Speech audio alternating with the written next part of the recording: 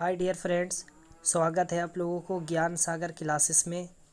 आज हम ninth class के नाइन्थ क्लास के केमिस्ट्री चैप्टर 3 का चैप्टर अध्याय 3 का परमाणु एवं अणु। चैप्टर का नाम है परमाणु एवं अणु। ठीक है, परमाणु एवं अणु उसी के पढ़ेंगे। पढ़ेंगे। देखिए आगे क्या है, इसका आगे है क्या। देखिए आगे में है रसायन विज्ञान के, यानी कि परमाणु परमाणु एवं अणु। ठीक है, परमाणु एवं अणु चैप्टर 3। ठीक है, चैप्टर 3।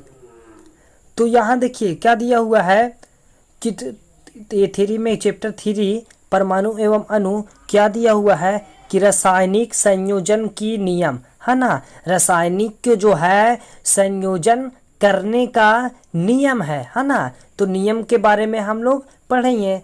केमिस्ट्री को संयोजन करने का नियम हम लोग पढ़ेंगे। तो देखो पहला क्या पॉइंट दे रहा है कि तत्व तत्व की तत्व किसी पदार्थ का वह मूल पदार्थ है वह मूल पदार्थ जिसे सरलीकृत नहीं किया जा सके तत्व कहलाता है। देखो इसमें सवाल बन गया कि तत्व किसे कहते हैं। क्या सवाल बन रहा, सवाल बन रहा कि तत्व जो है किसे कहते हैं, तत्व किसे कहते हैं। तो देखो तत्व किसे कहते हैं, इसका जो है सही आंसर हो जाएगा तत्व किसे कहते हैं। इसका सही आंसर हो गया ये कि किसी किसी पदार्थ के किसी पदार्थ के, आ रहा ना समझ में, किसी पदार्थ का वह पदार्थ जिसे सरल सरलीकृत नहीं किया जा सके तत्व कहलाता है। तत्व किसे कहते हैं, देखो ये है आंसर, ये है तत्व किसे कहते हैं। यहाँ पे सवाल बन गया। अब इसको जो है तुम कॉपी निकालो, फटाफट इसको नोट्स कर लो, नोट्स करो फटाफट नोट्स करो, लिखो तत्व किसे कहते हैं या तत्व क्या है। तो आंसर हो गया किसी पदार्थ का वह मूल पदार्थ जिसे सरलीकृत नहीं किया जा सके तत्व कहलाता है क्या कहलाता है, तत्व कहलाता है। आराम समझ में। हाइड्रोजन, कार्बन, ऑक्सीजन, आयरन, चांदी और सोना आदि चांदी और सोना आदि। इसको जो है फटाफट अपने कॉपी में जो है अभी इसको नोट्स करो इसको नोट्स करो और इसको भी नोट्स कर लो, इसको भी नोट्स कर लो अभी। ठीक है, इसको भी नोट्स कर लो। और देखो अब आगे बढ़ते हैं। आगे क्या बोला जा रहा है, आगे बोला जा रहा है कि परमाणु। अब परमाणु क्या है, परमाणु के बारे में पूछा जा रहा है। परमाणु क्या है, तो परमाणु जो है पदार्थ का वह सूक्ष्मतम पदार्थ का वह सूक्ष्मतम कण जिसे और आगे विभाजित नहीं किया जा सके वह परमाणु कहलाता है। परमाणु किसे कहते हैं, बोलो परमाणु किसे कहते हैं। तो परमाणु जो है किसे कहते हैं, यहाँ देखो परमाणु पदार्थ का वह सूक्ष्मतम कण जिसे और आगे विभाजित नहीं किया जा सके वह परमाणु कहलाता है। आ रहा है समझ में, वह परमाणु कहलाता है। देखो और आगे क्या है, आगे इसका क्या दिया हुआ है, आगे दिया हुआ है परमाणु कहलाता है, यह समझ में। देखो और आगे दिया हुआ है कि अणु। अणु क्या है, अब अणु जो है एक ही तत्व है एक ही तत्व या भिन्न भिन्न, यानी कि अलग अलग भिन्न भिन्न के दो या दो से अधिक परमाणुओं के समूह जो रासायनिक से एक दूसरे से बंधे होते हैं एक दूसरे से बंधे होते हैं अणु कहलाता है। अणु किसे कहते हैं, नोट्स करो, इसको लिखो। अणु क्या है, लिखो अपने कॉपी में, अणु किसे कहते हैं, लिख लो, लिख रहे हो। अणु किसे कहते हैं, हो क्या, चलो लिखो, आंसर लिखो। एक ही तत्व या भिन्न भिन्न के दो या दो से अधिक परमाणु के समूह जो रासायनिक से एक दूसरे से बंधे होते हैं अणु कहलाते हैं अणु कहलाते हैं। आया समझ में, अणु किसे कहते हैं और अणु क्या है, आ रहा समझ में, हाँ समझ में आना ही चाहिए। अब कॉपी निकालो फटाफट, कॉपी में नोट्स कर लो, इसको फटाफट नोट्स करो, नोट्स कर रहा हो। इसको जो है अणु के बारे में यहाँ से जो है इसको स्क्रीनशॉट ले लो, एक स्क्रीनशॉट ले लो। देखो यहाँ से स्क्रीनशॉट लो, यहाँ से ले लिया। चलो देखो अब आगे हम लोग पढ़ते हैं। अणु का हो गया, आया समझ में। जैसे कि अणु का उदाहरण में हम ले लेते हैं इसका उदाहरण O2 यानी ऑक्सीजन, 2 हाइड्रोजन, है ना, 2 नाइट्रोजन, 2 है ना, हाइड्रोजन, 2 ऑक्सीजन, है ना, CO2, Mg, क्लोरीन इत्यादि। ठीक है, आ रहा है समझ में।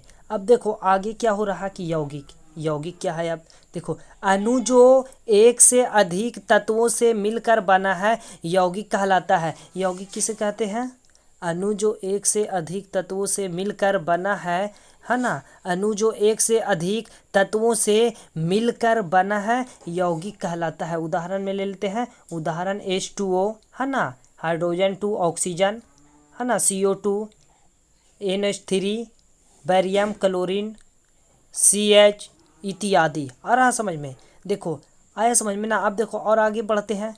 देखो आगे में क्या बोला जा रहा कि किसी, है ना, आगे में बोला जा रहा किसी तत्व के सबसे छोटे कण परमाणु होते हैं, है ना।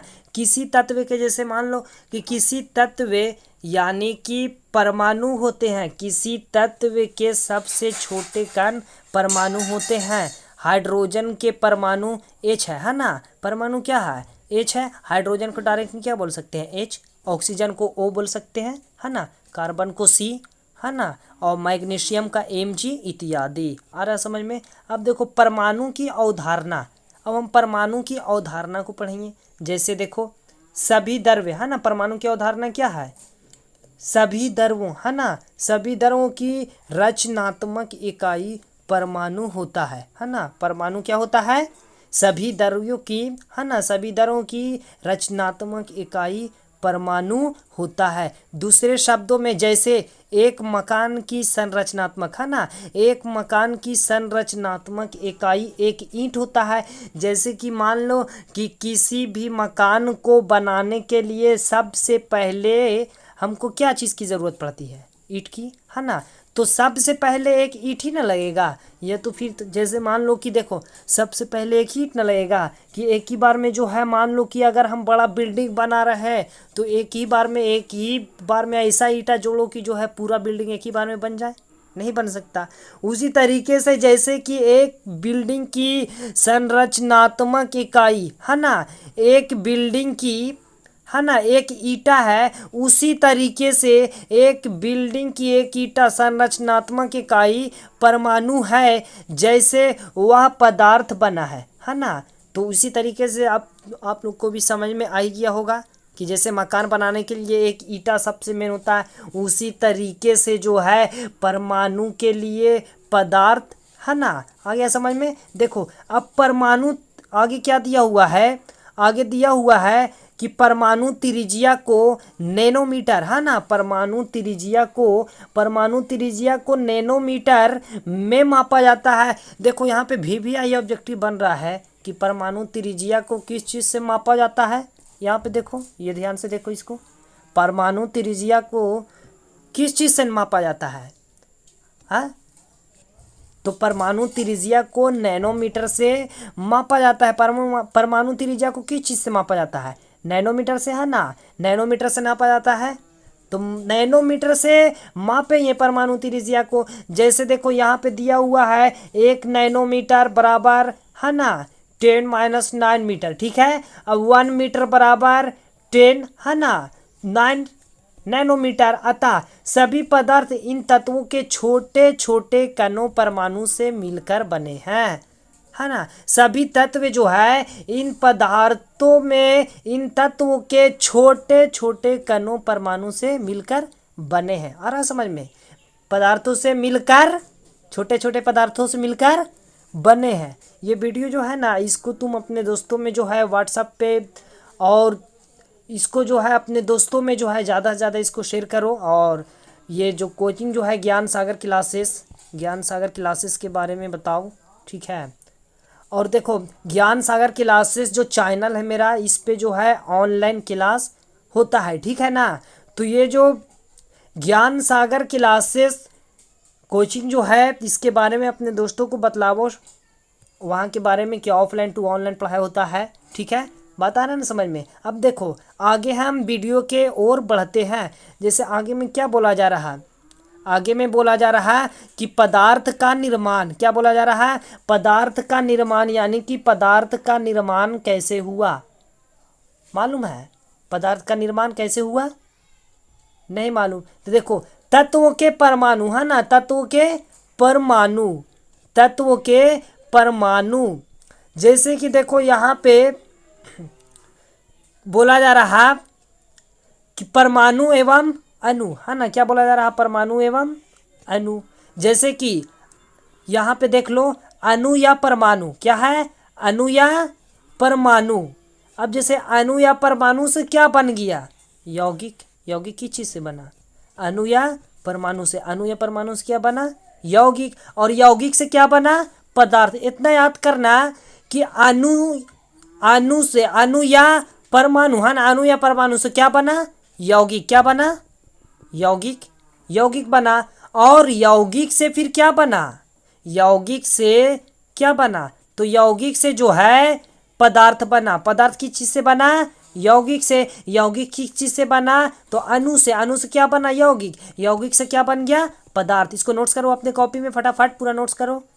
हाँ नोट्स करो, इसको नोट्स कर रहा। चलो आगे देखो, आगे की क्या है कि रासायनिक संयोजन की, है ना, रासायनिक संयोजन का नियम, रासायनिक संयोजन का नियम बतलाया जा रहा है इसमें। तो देखो क्या है, रासायनिक संयोजन का नियम अंतोनी, है ना, अंतोनी एल, है ना, लावोइजिए, लावोइजिए और जोसेफ, जोसेफ एल प्रोस्ट ने प्रतिपादित किए, है ना। किसे प्रतिपादित किया रहा है समझ में, नोट करो इसको। रासायनिक संयोजन के दो नियम है। रासायनिक संयोजन के कितने नियम है, दो नियम है। देखो रासायनिक संयोजन के कितने नियम है, तो रासायनिक संयोजन के दो नियम है। कितना नियम है, दो नियम।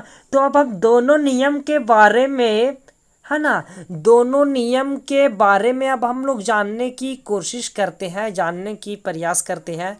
तो वीडियो को और जो है अपने ध्यान लगा करके देखो, जो है दोनों नियम के बारे में। अभी जो है हम ये दोनों नियम को पढ़ेंगे, यानी कि रासायनिक संयोजन की दोनों नियम को पढ़ने के बाद इसको जो है हम यहीं तक के छोड़ देंगे, फिर उसके बाद का क्लास जो है कल होगा, ठीक है।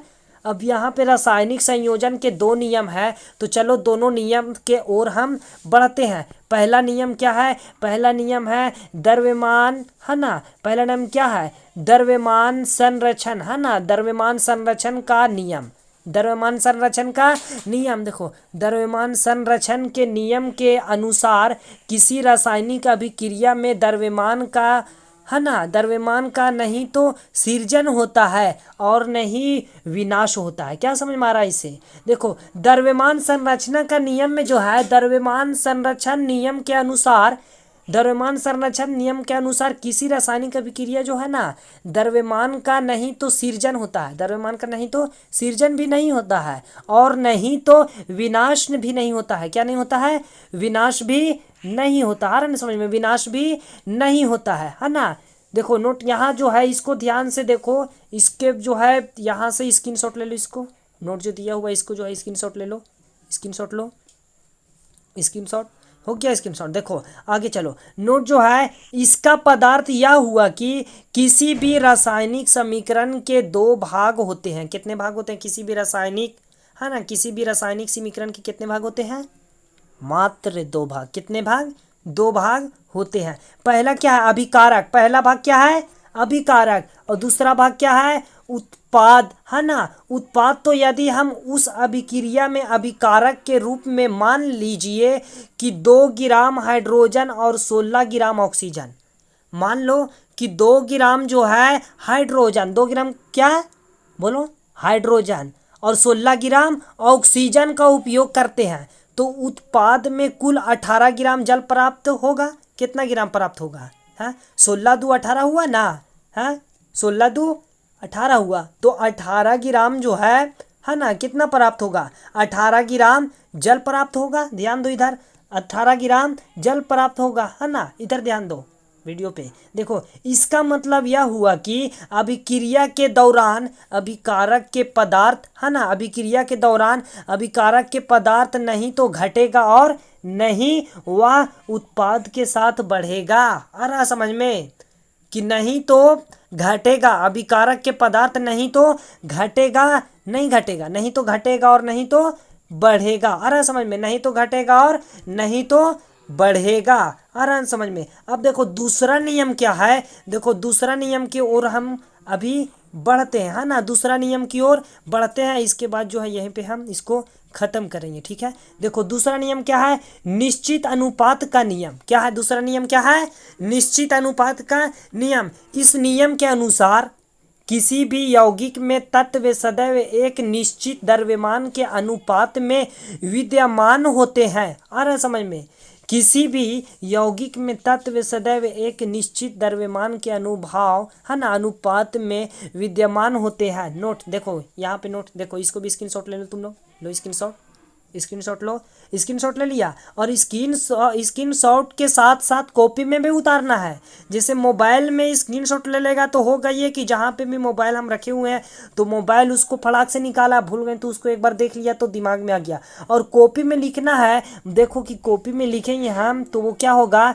कि कॉपी में लिखने पर घर में है तो कॉपी में निकाला, और घर में जो है मान लो कि पढ़ाई करते तो हम घर में जो है ऐसे ही बैठना नहीं है, कुछ ना कुछ करते रहो, कॉपी निकाल लो, किताब निकाल लो, पढ़ते रहो तो दिमाग ऐसे जो है खुलता है और दिमाग तेज होता है, याद भी होगा। ठीक, कारण समझ में। नोट देखो, इसका अर्थ यह हुआ यह हुआ कि कोई यौगिक चाहे वह किसी भी पर, है ना, वह किसी भी प्रांत, देश, महादेश अथवा सृष्टि के किसी भी भाग का क्यों ना हो, है ना, वो जो है अर्थ यह बतलाया जा रहा है कि यौगिक चाहे वह किसी भी प्रांत पर, है ना, देश, महादेश, किसी भी जगह पे जो हो, भारत का हो या अमेरिका का हो, चीन का हो, बांग्लादेश का हो या किसी भी जगह का देश का हो, किसी भी भाग का क्यों ना हो, यदि वह वही यौगिक है जिसके तत्व निश्चित अनुपात में है और हम जिसके चर्चा कर रहे हैं तो वह भी उसी अनुपात में होगा। उदाहरण के लिए हमने पृथ्वी से जल का, है ना, उदाहरण के लिए हमने